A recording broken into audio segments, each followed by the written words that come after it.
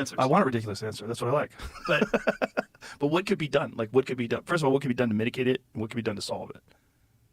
I think my answers are probably all in the very libertarian direction. So it would be sort of figure out ways to have smaller governments, figure out ways, to increase the age on Social Security, means test Social Security so not everyone gets it. Just figure out ways to gradually dial back, a lot of these government benefits. And then that's insanely unpopular. So it's completely unrealistic on that level. That bothers people that need Social Security. Well, I said means tested. Means tested, so people who don't need it don't get it. Right. So Social Security, like even if you're very wealthy, I don't even know how it works. Do you still get it? Yeah, basically pretty much everyone gets it because it was originally rationalized as sort of a pension system, not as a welfare system. And so the fiction was you pay Social Security taxes and then you're entitled to get a pension out in the form of Social Security. Right. And because it was, we told this fiction that it was a form of it was a pension system instead of an intergenerational Ponzi scheme or something like that.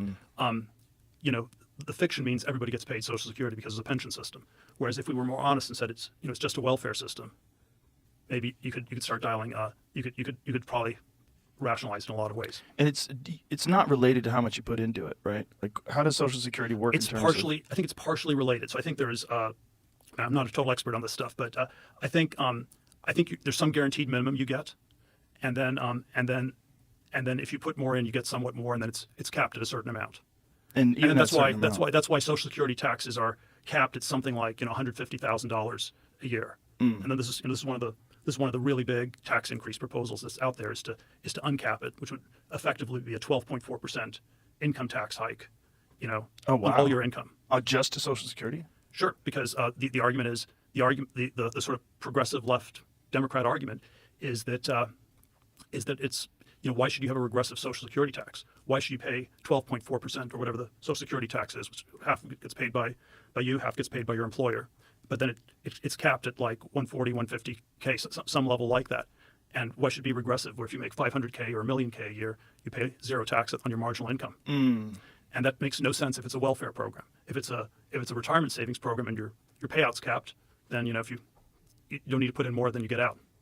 Well, that's logical, but there's not a lot of logic going on with the way people are talking about taxes today. Like California just jacked their taxes up to 14, what? Was it 14.4? Something like that, yeah, 14.3, I think. Which is maybe hilarious. more, yeah, 49, something, yeah. I mean, you want more money for doing a terrible job and having more people leave for the first time ever in like the history of the state.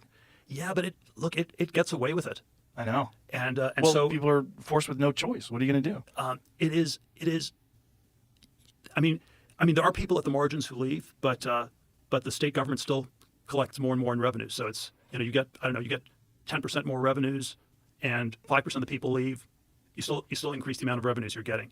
It's inelastic enough that you're actually able to increase the revenues. I mean, this is sort of the crazy thing about California is there's always sort of a right-wing or libertarian critique of California that it's such a ridiculous place. It should just collapse under its own ridiculousness, and it doesn't quite happen. The macroeconomics on it are pretty good. 40 million people, the GDP's around 4 trillion. It's about the same as Germany with 80 million or Japan with 125 million. Japan has 3 times the population of California. Same GDP means 1/3 the per capita GDP. So there's some level on which California as a whole is working, even though it doesn't work from a governance point of view. It doesn't work for a lot of the people who live there. And the rough model I have for how to think of California is that it's kind of like Saudi Arabia. And you have a crazy religion, wokeism in California, Wahhabism in Saudi Arabia. Not that many people believe it, but it distorts everything. And then you have like oil fields in Saudi Arabia, and you have the big tech companies in California, and the oil pays for everything.